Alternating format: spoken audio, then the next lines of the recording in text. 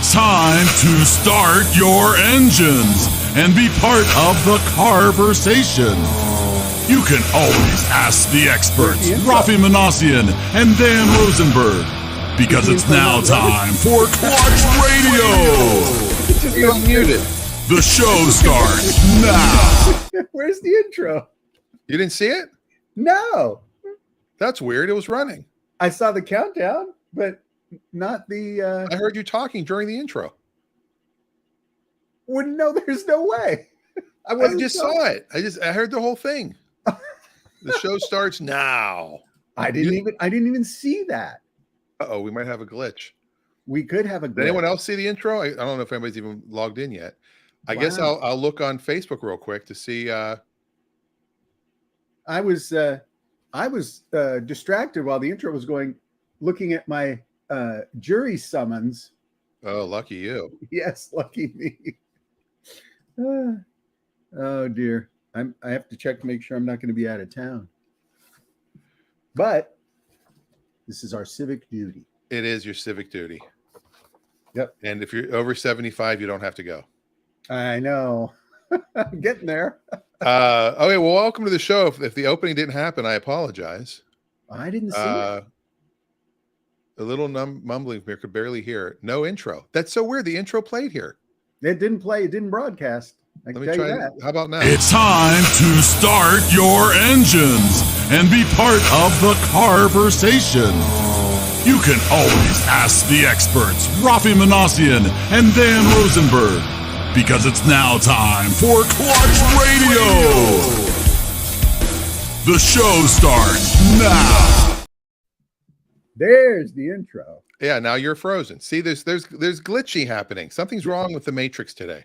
There is something wrong. You know what it could be? That it could be that unidentified object they shot down in Alaska. It could be that, or it could be the chunk of the sun that came off the other day. Oh, a chunk of the sun came off. No big deal. Just a big piece of the sun. Like it was a solar flare that was so big it caused like this big, like it was a literal solar vortex. Wow. Not a polar vortex, a solar vortex. Wow. But Yeah. the sun is so powerful. If that chunk broke off, you'd think that We'd have another sun. Yeah. A stepson. A stepson. A chunk son. Yes. So we're going to start today. We had a message yesterday with our good friend Jake. Yes. And speaking of that, our good friend Adam popped into Jake's the other day. Oh, really? He finally had a SCONUT, and I said, we do 1 to 100 as we're scoring on our movie show every Monday night. And Adam is famous for having very low scores in the movies. Not a lot of movies get high scores for Adam. So I said, well, He's the very SCONUT, particular. 1 to 100 on the SCONUT, what does it get? He said 100. Yes. Yes. Yes. So That's a smart man, because I'll tell you, you cannot get a tastier morning, afternoon, or evening. it's a snack no matter what time of day. It's ideal. I'll tell you what's even the best time to have a SCONUT is after you've had your first SCONUT. Yes. It's like when people say, when's the best time to buy a car? I say today. Today. There's never really a bad time. And that was a question. It was actually Jake asked us. He was talking about February truck clearances. They're advertising low rates. They're advertising 22s and 23s are being slashed. 24s are in production. Well, 24s typically don't start production until, August, July, August in the summer months. But yeah, they're pushing things up. Because they redesigned some things. They're using different chips, less chips. I don't know. Potato chips, Pringles, solar chunks, Amy Poehler. Yes. Chinese balloons. Is it a good time to buy a car? When they always advertise it's a great time to buy a car, and guess what? It is. And will prices get better later in the summer? Yes, if they have 22s left, those will get cheaper and cheaper to a point. This is what's really weird. They incentivize it to a point to try to get rid of them, and then if the dealer still doesn't get rid of them, excuse me, there's no more incentives from the factory. They'll get to the point where like, screw you, you still have a 22, and it's July of 23. No, the factory's not doing anything, but the dealer needs to get rid of it, and they're going to mark it down. Yeah. So, yes, there will be some great prices. The question was, does it get better in March? Yes, it does. Because of March Madness and presidents and blah, blah, blah, blah, blah, which he even mentioned. The pricing, there's never really, other than New Year's Eve at 6 p.m., there's never really a definitive time to buy a car. And a lot of that timing has to do with the dealership, the zip code that you're in, the timing not only in that dealership, but the timing for the vehicle on the lot. Dealerships want to move cars as fast as they can. The more quickly they move it, the more money they make on it, because they're not flooring it. And in that situation, the sooner it gets out, the better they feel. And so they're more likely and they're more motivated to give you a better deal at that point. Yes. Now, I just went to the Chevrolet site. I'll share it for everybody. And, I could not sell cars today. There's no way I could do it anymore. Why is that? The retail side. Just because the customers started knowing more than us when I was in it 20 years ago. I can't imagine what it's like now. They just don't train the salespeople well enough to know what they're talking about. Well, I can tell you this. Even though all this information is available online, it is very, very difficult to capture what you need in order to go into a showroom and buy a car. People think it's easy because there's so much information online, but a lot of people don't use the information online. They just don't. Yeah. Now here's an 02 Chevy Silverado 1500, 2.99%. That's free money at this point. Yes, because absolutely. you could get a bank account with 3.99%. Put it in that account. Yep. And make 1% on your interest rate. There's actually 4.5% for 18 months now. Or you could get $1,250 cash allowance, which really isn't that much. Yeah. But they've got lease specials, $399 a month for 2 years. Yeah, $399 for a truck. Yep, for 2 years on a 4-wheel drive LT. If you're running a business and you need a truck, I don't know any type of equipment that is so. I mean, you're so dependent on having a quality vehicle for $400 a month. It's fantastic. Yeah. If you need a Silverado or you need a Tahoe, $619 a month. Yeah. You think about other business expenses on a per use per day basis, $400 a month. It's basically what is it, $12, $13 a day to use.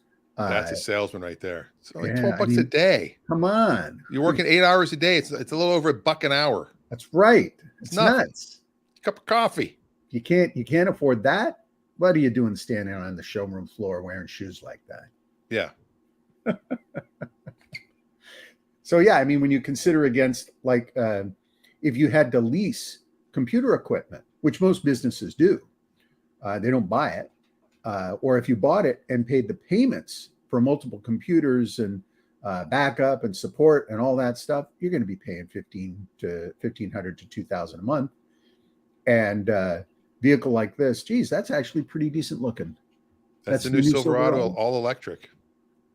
Yeah. Now that's an actual production model, will vary, and that's available in this fall. I put in the $100 a year and a half ago, whenever, for the Silverado truck. Yeah, I would get one of these. It's a good looking truck, and I'll tell you what, for around here, that's actually pretty darn good because it's electric. Who cares if it's a giant vehicle, right? It's electric. It's not as though you're getting woogie. And it gets 400 miles of range, which is pretty incredible. 785 foot-pounds of torque and 754 horsepower. Yeah. 4.5 seconds 0 to 60, and up to 10,000 pounds of max towing. Geez, could you imagine that thing will get to 60 in 4.5 seconds? Yeah, my Polestar is like 4.1. That's a big vehicle to be moving to 60 at that rate of speed. My God. I know. Wow. Well, Isabel Cobb says, "Good morning, gentlemen. Nice to see you. Nice to see your quote, your words, your Facebook picture." Nice to see you, Isabel. And hopefully we'll hear from Janice. I have information for Janice's husband on a vehicle he may be interested in. Oh, is this the one of our friends? Yes. Oh, see Yeah. that could be a famous truck someday. It could be. Absolutely. Formerly owned by. Yes. Yes. Interesting. Very interesting. So yeah, so the best time to buy a car is today. Do all your homework. And like I always say, if you ask me if you got a good deal after you bought the car, the answer is yes, you did. Good for you. Good, Fantastic. wonderful job. Oh, just amazing. It's not easy to buy a car. You did phenomenally well. Absolutely. Yeah, I did have a friend who was asking about leasing a Tesla versus buying a Tesla brand new, or buying a 1-year-old one with like 8,000 miles on it. And I said, you know what? Buy the 1-year-old one because it was $16,000 cheaper than a brand new one. Teslas didn't used to drop that much. Yeah. So it is kind of interesting. It'll be also interesting to see if Tesla makes whole some of the people who bought within the 45 to 60 days of lead up to that price drop, because that's a lot of money. And then you get surprised. I mean, imagine you bought your car like a week before they dropped the price. Yeah. Because everybody knew a week before the price was going to drop internally. And so along comes somebody who buys one and pays the extra money. And they should, and if they would have done it the way normal dealerships do it, normal manufacturers, you do a rebate, you don't lower the price. Right. Which is the best way to do it. Right. Because they say special incentive. If you buy one, in the next 30 days, we're going to give $1,500 off. Right. But see, Tesla can't afford to sound like a dealer. Exactly. And so they have to keep the aura of their specialness going. Yeah. So they can't use dealer language like that because, and there may even be, I don't know, we'd have to do some research. There may even be some legality associated with using certain language when you're not a dealer or not recognized as a dealer. Well, they're still a dealer. They're just not a franchise. Hmm. They're still a dealership, technically. But it could be legally misleading if they're using language like Elon cares about the law. Well, that's true. By the way, Jake had an interesting comment earlier when we were having debugging. I was live, but Raffi bus was lagging. Oh, the Raffi bus! I'd like to see one of those on Bring a Trailer. Am I still lagging? That's the question. No, you're all synced up now. Yeah.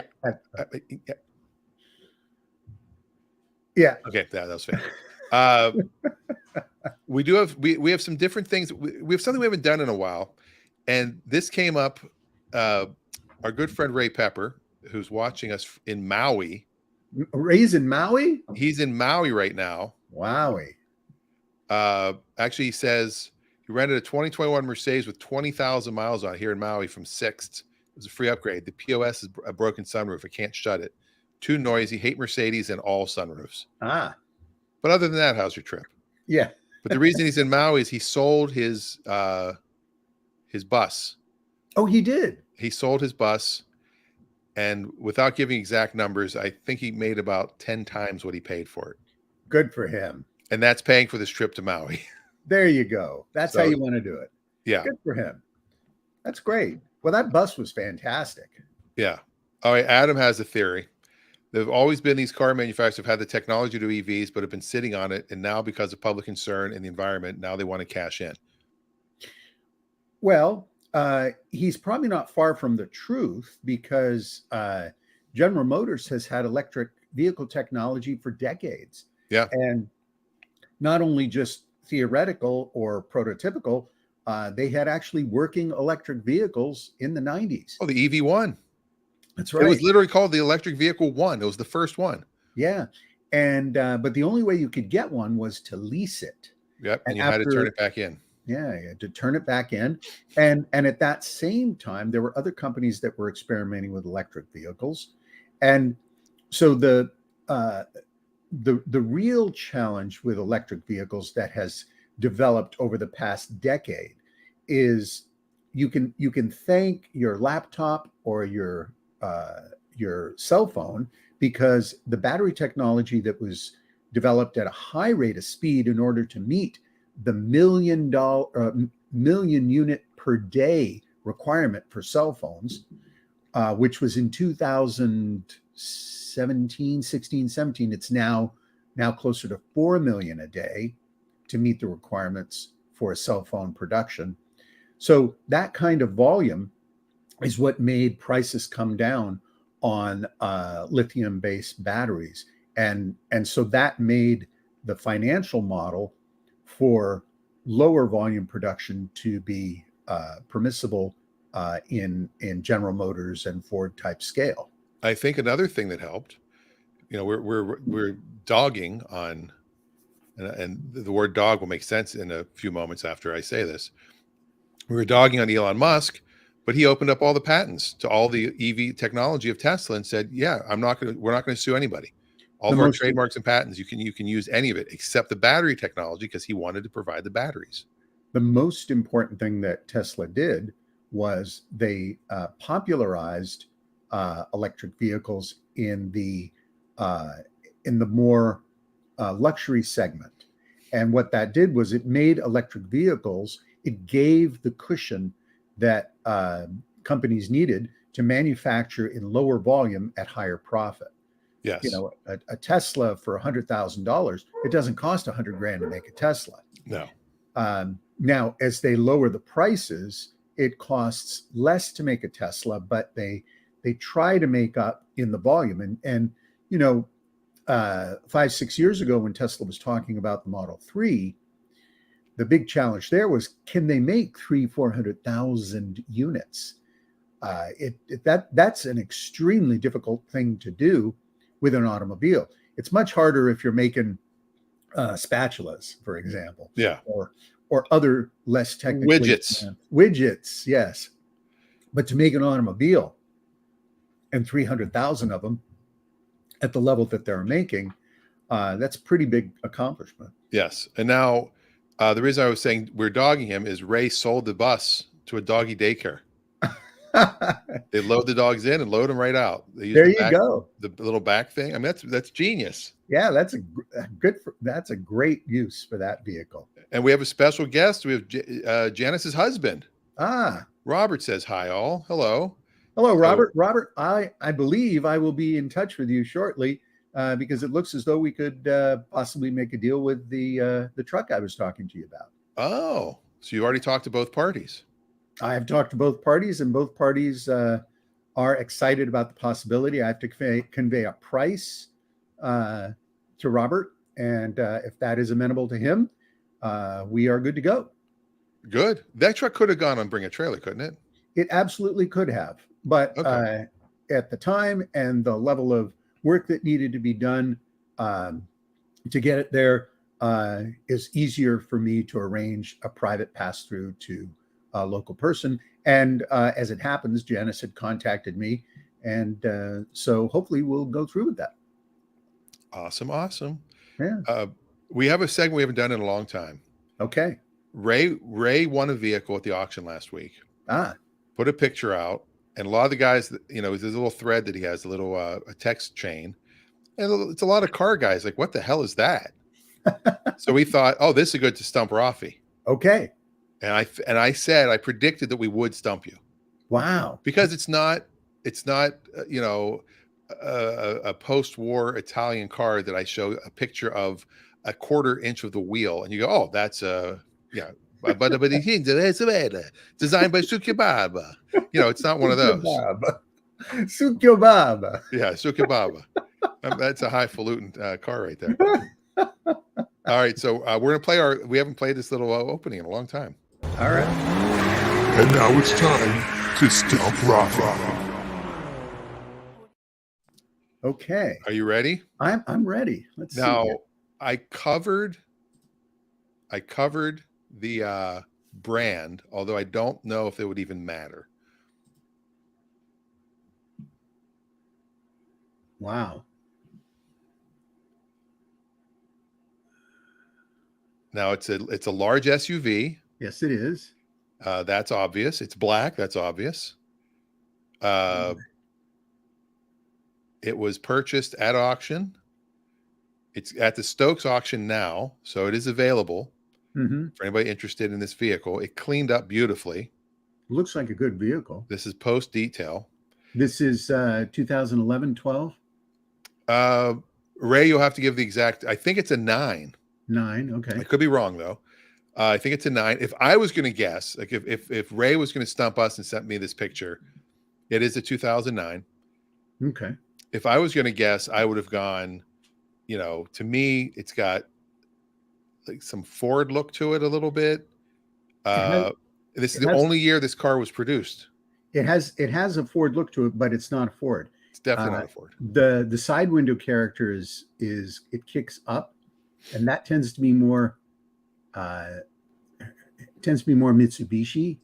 Dan Lindquist is guessing Lincoln. It is not a Lincoln. It's not a Lincoln. The fenders are more General Motors, but it could be. And here's the guess I'm gonna suggest that this is a 1 year only. Right, it's 1 year produced, 2009. It could be a shared platform Dodge. Interesting. And I'm trying to see I can see that too, but I don't think Dodge was doing the shared, like the Mitsubishi stuff. Or I think in 09 they were still part of Mercedes, weren't they? Yes. Definitely not a Mercedes. No. The grill doesn't look like the factory grill, but as unusual as this is. Well, I did cover up the logo. If I uncover it, I think it'll give you'll know what brand it is, but the name of it, I don't think you'd ever come up with. It just looks very Chrysler-y to me, but it's. Your Mitsubishi thing, looking at it, it does have that. It definitely has a Mitsubishi look, which would make it a Japanese car, but it's not Japanese. Yeah, it's not a Japanese car. It's got American features in it. So I was shocked it was only made for 1 year, and I don't even remember it coming out. I'm going to suggest that it is a General Motors vehicle, and I'm going to put it in 2009. I'm going to put it as a Buick. All right. Ray, I told you we would stump him on this, and we did stump him. Here's your first clue. Kia. It's a Kia. Wow. Let's cover up the Cadillac back there. Yeah. We can move this wherever we want. It is a Kia. It's not it's too big to be a Sportage, and it's too. So what is the? It was a brand. It was a name I'd never heard of. Telluride? It is not.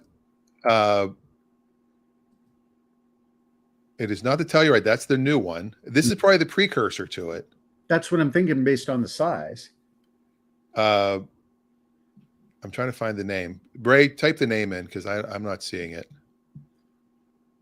Well, Adam thinks it's a Cadillac. Jacob thought it looks like a GMC logo. Robert thought a Jeep. So you're not alone, Raffi, on this one. It's rare we stump Raffi, but I thought, you know what? A Korean car from 2009. If anything's going to stump Raffi, that's a tough one. That would be the one, and this would have stumped me. And I loved the Kia Hyundai back then. I mean, I had an 04 Hyundai XG350L. I also had 2010 Hyundai Genesis. It is called the Borrego. The Borrego. Wow. The Kia Borrego. I have to say, I don't think I've ever seen one. And if it drove past me, I would probably think, what was that? But it's really interesting because I'd love to see a picture of the rear to see what that looks like, because the front signature is pretty nondescript. I'm surprised they made it for 1 year only. Well, I've got the Wikipedia page up here. Let's check that out. That'll give us some information. It must have been something else after that. So there's the back end.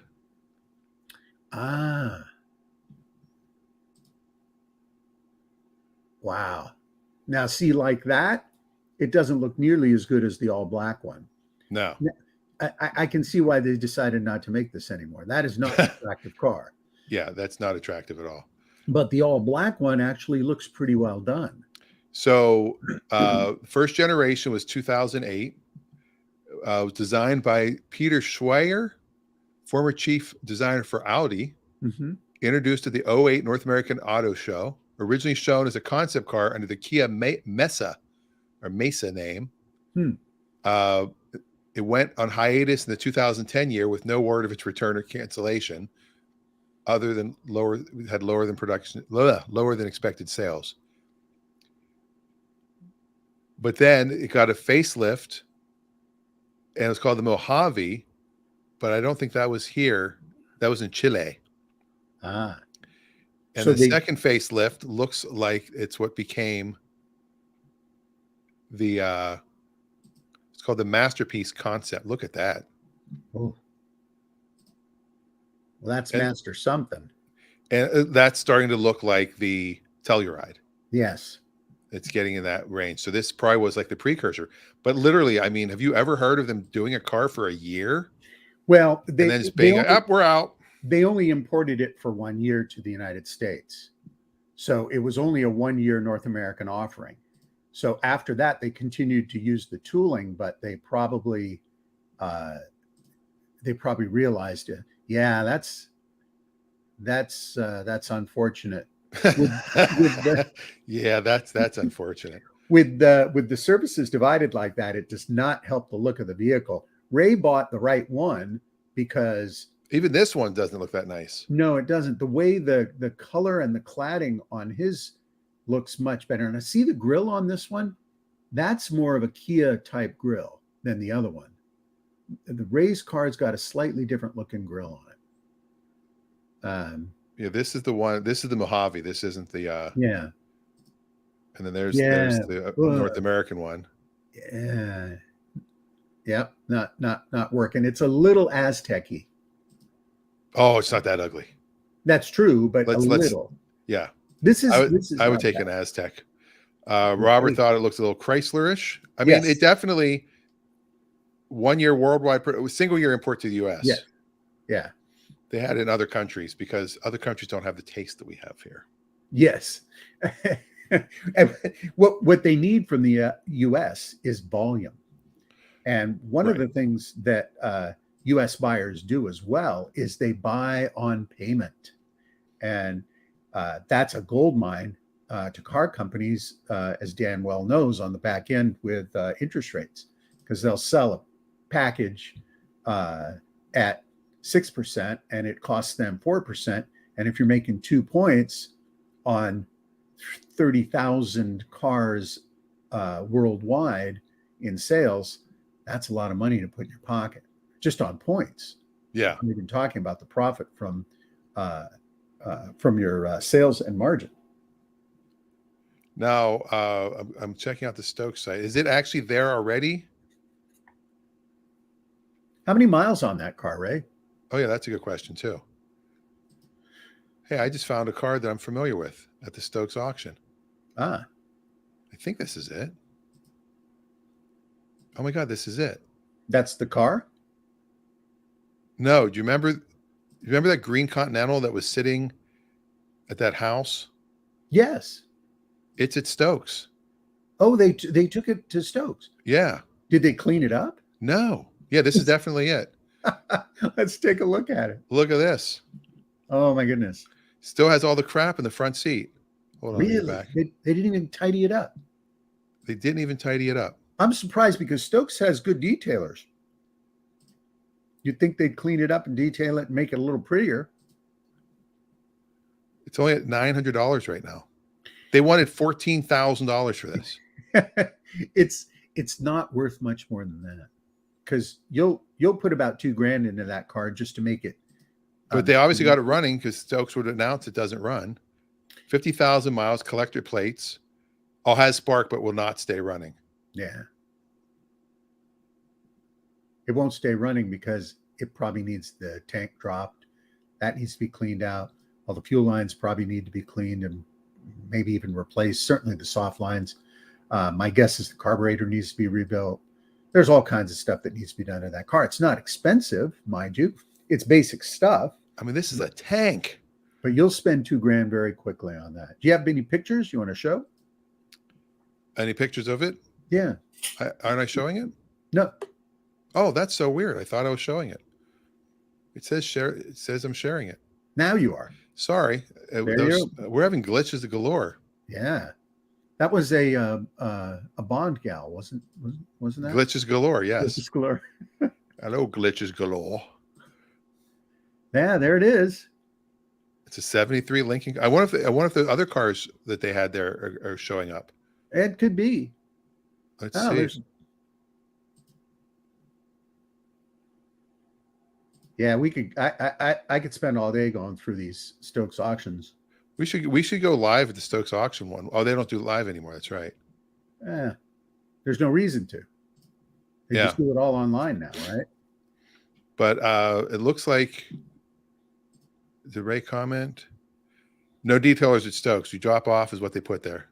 Since COVID, okay. Limited staff of 5. Oh, the Borrego's not at Stokes. Oh, 200,000 miles on that thing. Wow. It's at Affordable Auto in Bremerton. 200,000 miles, $49.99, and it has the third row. You know, if you're looking for a good SUV, that's not a bad way to go. And a one-off. 1 year only. Yeah. Can't go wrong there. Get a unique vehicle. Well, that's unusual.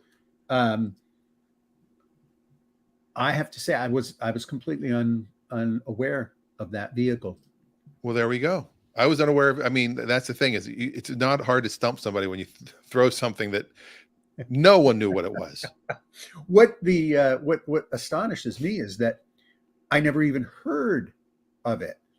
Like someone said, are you familiar with the Kia Borrego? And I think, is that something you get at one of those Korean Mexican fusion food places? Like, oh, I'll have the Kia Borrego. You know, what sort of filling do they use? You know? Yeah, I thought it was a Bordego.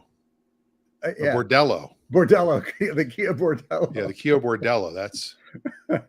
I'll tell you what, though, some of the earlier Kias, they could have called them the Kia Lumbago because the seats were not comfortable at all. Very stiff. And they've improved a lot. Jake says we should go live at Jake's. Cinnamon rolls are rolling out right now. We've been live at Jake's many times when we do our car rides. That's right. I want to take the Stealth out today. Get it ready to sell. Got to get rid of the Stealth and the Fiero. Okay. Just ridiculous. We still have those. Yeah. So if anybody wants a Dodge Stealth, and I'm going to just give them. I'm not going to give them away, but give them away. Give them away. I mean, the Dodge Stealth there's one on Bring a Trailer that's about to end. Now that one is a twin turbo, so that one's a little bit different than this one. Mine is not a twin turbo. Well, there's a very interesting article on Bring a Trailer about cars of the 80s. Oh, did you write it? I did. Oh.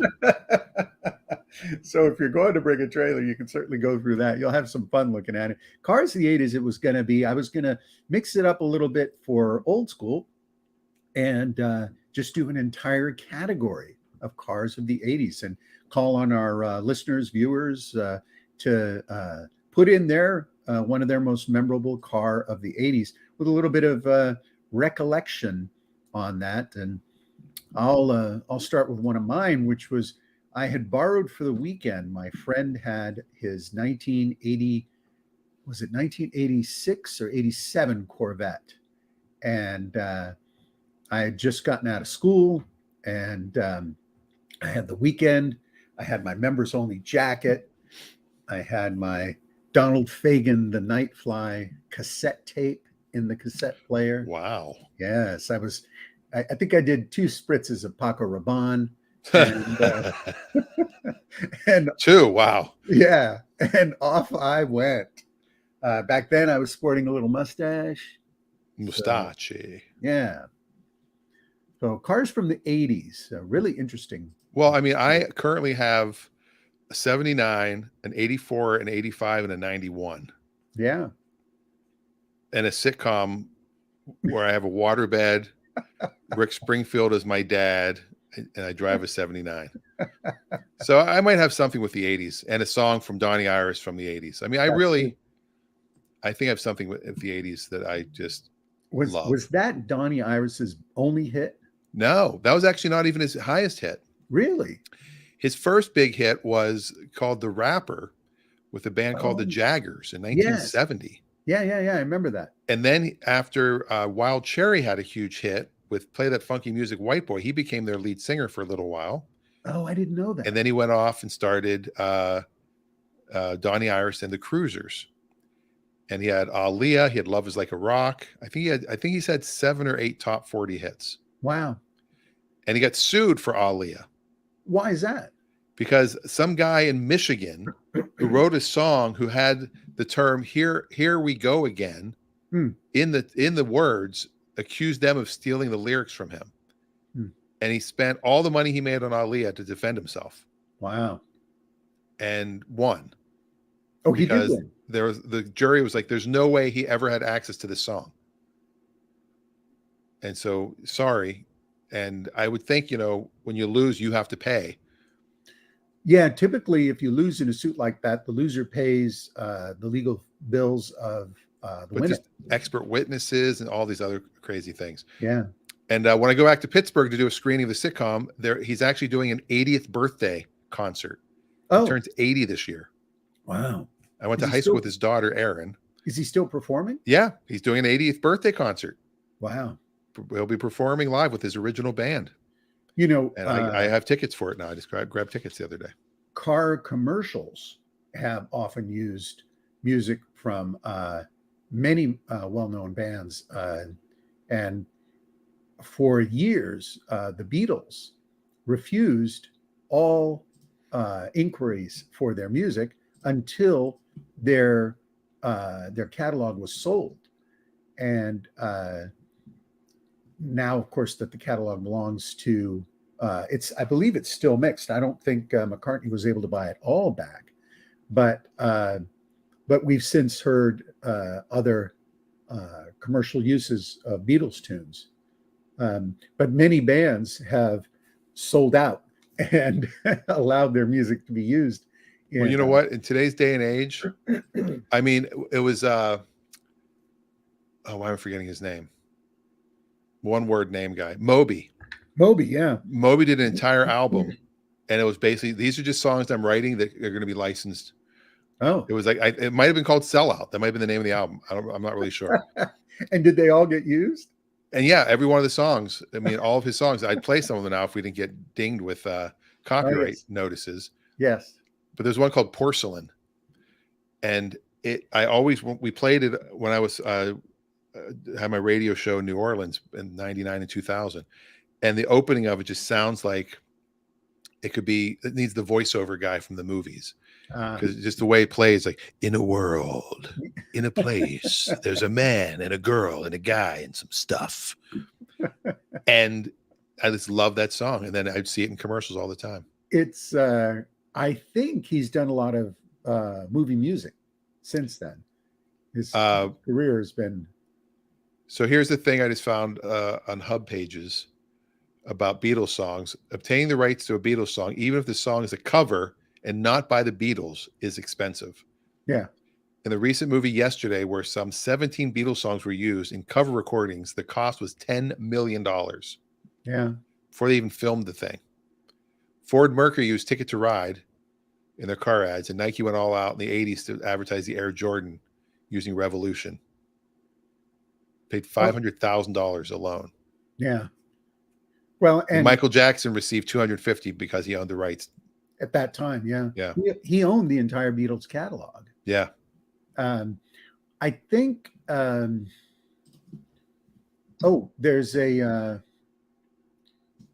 There's these days now, I don't think as many car companies are using licensed music. Dan says, I felt old when Cadillac used Led Zeppelin in their TV commercials. Yeah, that's true, because Zeppelin's music, some of their best music, is now half a century old. So Jackson sold 50% of the Beatles songs to Sony for $95 million, creating the music publishing company Sony ATV. Today, the company owns the rights to the Beatles songs, as well as Bob Dylan, Marvin Gaye, Lady Gaga, Taylor Swift, Hank Williams, and Roy Orbison. Yeah. And when they say they own them, like for example, the estate of Roy Orbison or Lady Gaga may still get revenue from their licensing source. But what they don't have is they don't, and this may vary for particular artists, they don't have the right to refuse the use. So that's where it gets a little tricky. Now the law. Apparently, there's a law that the rights of songs published before 1978 can be given back to the songwriter after 56 years. McCartney filed a lawsuit to regain the rights to the Beatles songs. Sony ATV eventually agreed to a private settlement that gave the music rights back to him. So McCartney now has them. Yeah, the other thing that's allowable, I think in 1978 or 79, is that wedding bands and cover bands and low volume local show type bands can get permission to use the song in performances. Right, they pay an ASCAP or BMI. Yeah, you pay through. Usually the venue has to pay that. The venue pays if the band is playing live inside a revenue generating facility like a coffee shop. The venue pays that, or they have to have a license to allow the band to play that, right? Or a license to play canned music through their intercom or through their home or their business stereo. But if the band is performing them, they need a separate license to perform them at a party because it's a non-revenue generating event up to 1,000 people. If it gets over 1,000 people, you have to pay more. Now, it's not that much. I think it's like $7 or $8 a song. So if you've got 20 or 30 and then you buy it, it's not even a yearly thing. You buy it and you have right to use it. Same thing with recording if you're recording less than 1,000 pieces. Now, the same could be true with cars at some point. Carroll Shelby had to sue all these kit car manufacturers for making the 427 Cobra. Right. And that became a challenge because he had not really protected the visual design. He had protected the name. So a lot of companies called it the, Shell Valley or the Factory 5 or the whatever they wanted to call it, something different than that. And it took him a long time to regain that. And in fact, he wasn't really able to. So instead, he just figured, you know what? If I can't beat him, I'm going to join him. And he started making them. Yeah. Well, the thing with music publishing too is it's like if we play a song on here, we'll get a tag from Universal Music Group or from Sony, and they'll say you're in copyright violation, and they'll either just blank out that audio, or they'll block us from ever airing this version of the show again. Nice mug. Ooh. Lenny Super Mega Autoplex. Yep. This is Dawn. But for the sitcom, speaking of the sitcom, we're using a Rick Springfield song and a Donnie Irish song. And because we're not charging for screenings, and we're even if you're in a film festival, you don't have to get music rights for film festivals. Yeah, because there's no revenue generating. That's the key. If you generate revenue, it's the same thing with... but I mean, we're not generating revenue here. So why can't we play any music we want? Well, because the content can eventually be packaged and sent out to generate revenue. We don't know, because of the internet, we don't know how this content could be repurposed. And so that's one of the reasons why it becomes problematic. I'm actually working with a company developing software for live recording. And the live recording is challenging because it has to be done permissively.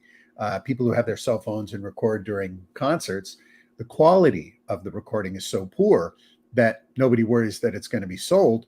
But the bands don't like that quality being poor because somebody says, "Hey, I'm here listening to so and so live," and it doesn't sound good, then that doesn't reflect well on the band. So if you can get the sound to be very good and to be properly mixed and equalized, then it can make a difference. And here is the article we spoke of. Ford folds versus curves. Yep. A tour of 80s automobile design. I'll put the link here if everybody wants to check it out. Yeah. So I'm bringing a trailer just published yesterday. Yep. So the basic premise here, you can scroll through, is talking about the 80s, bright colors. I view the 80s as sort of a rebirth of the 60s. We were just getting out of the 70s, which was the mid to late 70s was really a terrible time in American automobile design, and European cars and Japanese cars were doing much better in terms of setting new standards, new design standards. But this was designed by Giugiaro? Yes, with the company Ital Design. And so what you saw was kind of this blend of companies working on angular, very blade-edged, folded paper design, and then companies transitioning to the softer, more organic and rounded, sort of blobby designs. So these two ideas kind of merged together. And in the article, I contend that a big part of that was a designer by the name of Luigi Colani, who was not Italian, but came up with some very unusual designs, including automobile designs that were just out of this world. But they were highly influential to people during that period that were studying car design, because Colani was doing very unusual things. This is a design he had for a piano, for example. And that piano was actually built. So his designs for aircraft, for automobiles, they were not very successful aerodynamically, but they sure looked like they would be. So I love the Starion. You get these two sort of ideas starting to blend together. And then what happens is by the 1990s, we begin to see fully organic aerodynamic forms. So, and then there are comments from people. I haven't read the latest. Moron idiot. After all these years, the poor bugle boy still gets the same reaction when the girl drives off. Not you, moron, the guy, the bugle boy guy. Oh, in the bugle boy ad? Yeah. Nice piece, Raffi, once again. That's Gosh, nice. the 80s. Got drunk, married, a degree, barely. Traveled, worked a lot, sold my Spitfire, bought an Oldsmobile and a Dodge Pocket Rocket, got a ride in a Learjet, voted for the right president, bought a 60-year-old house. This is 100 years old this year. Don't blink. Yeah. Time sure flies. I was making the point that during the 80s, the 60s seemed old. Cars from the 60s were like, oh, that's an old car. And they were only 20 years old. Now we're in the 2020s, and cars from the 80s are 40 years old, but they don't seem that old. Yeah. This guy said, began the 80s age 12, ended at 19. I began at 9 and ended at 19. Wait a minute. How did he begin at 12 and end at 19? That math doesn't make sense.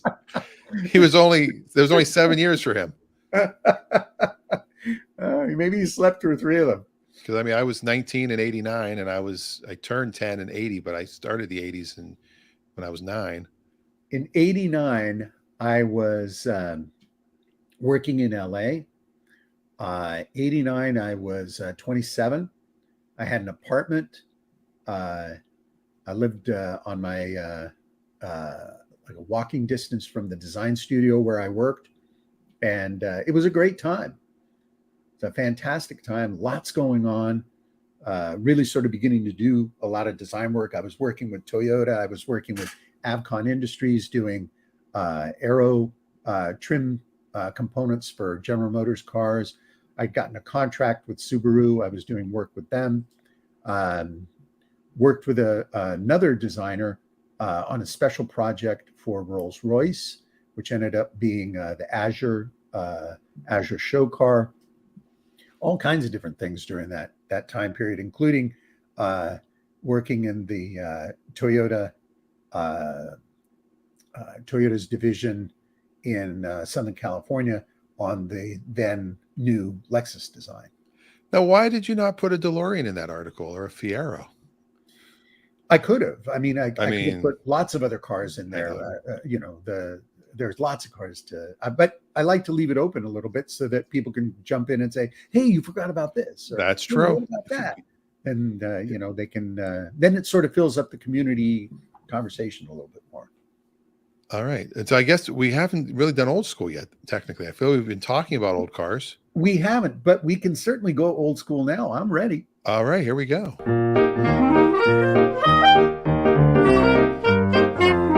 Audio Jungle. All right, we're going old school, and this time we're going back to the 50s, 1954 for Dan, just for you, because, and Ray, not to forget Ray in Maui. This is the car you're going to be wanting driving in Maui. 1 year only, Ray, just like your Kia Anza Borrego. And that is the 1954 Kaiser Darren. Now, the Kaiser Darren was very unique in a number of different ways, not the least of which was it was produced by an American car company, Kaiser, and Kaiser, surprise, surprise, made their millions in steel. But they had to make this car in fiberglass because they knew it was going to be a low volume production vehicle. So the Kaiser Darren in fiberglass actually was announced before the General Motors Corvette, which was the first fiberglass production car.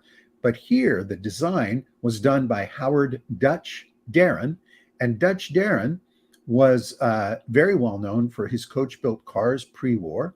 But here, this design captured a very low, sporty, very European-flavored roadster. And what was most unique about the Darren, if you can find a photo of the doors open, Dan, you'll see that the Kaiser Darren doors slid into the front fender. There it is. Yeah. What this did was eliminated the problem with doors that hinged out. So you could park the Roadster in tighter spaces and just slip right out.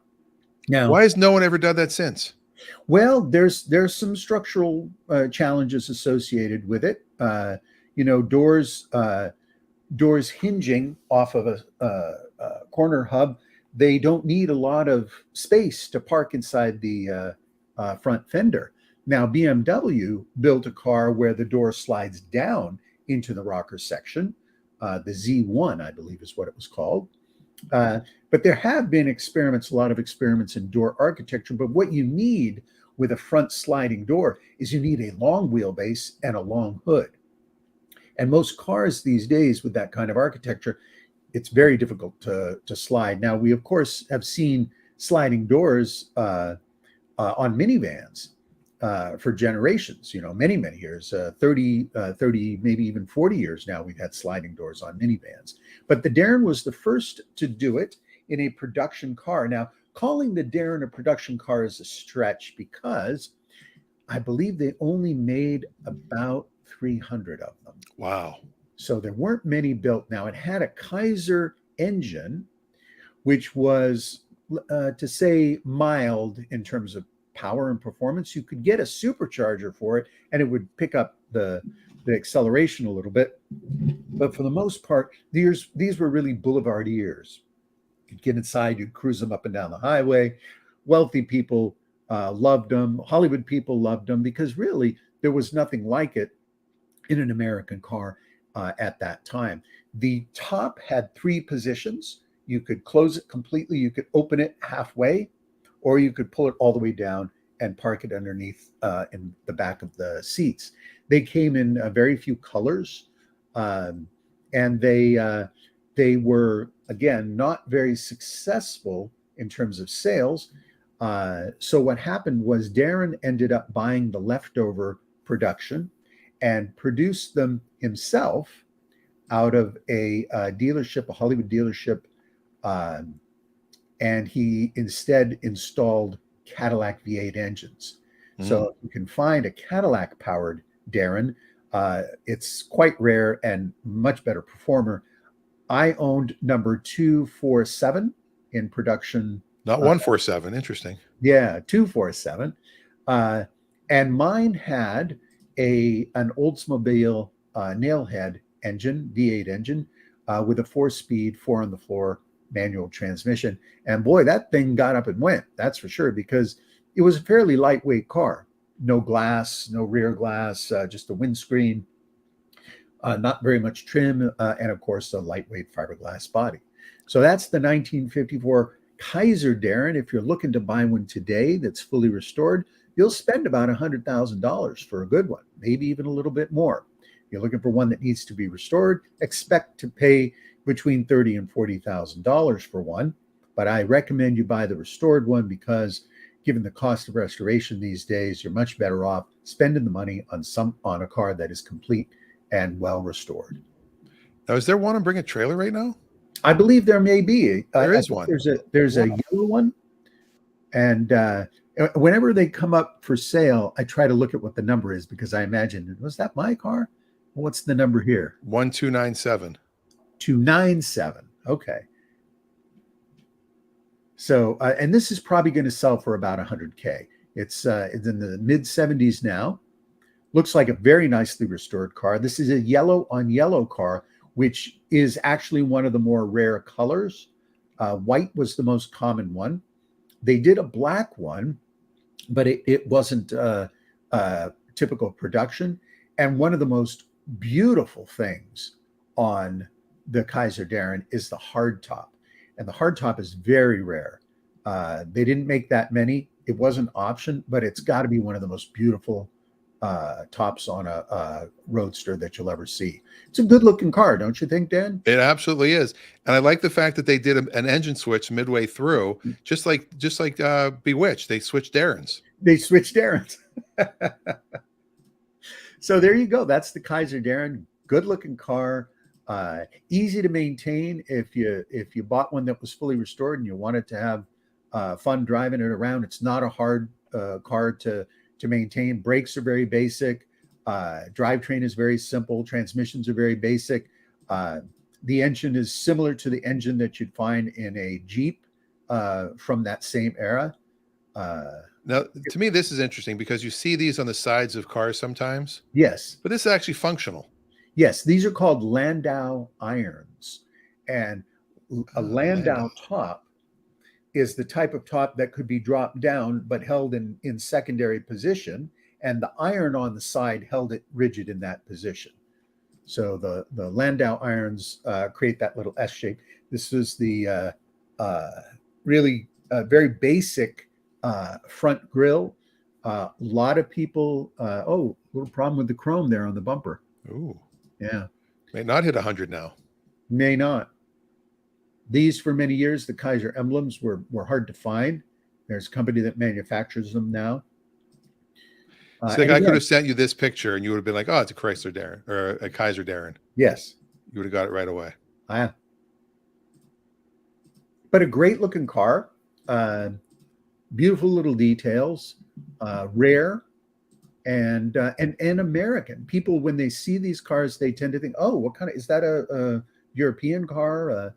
Because Darren had a very, very successful career as a coach builder pre-war and did quite a lot of European automobiles.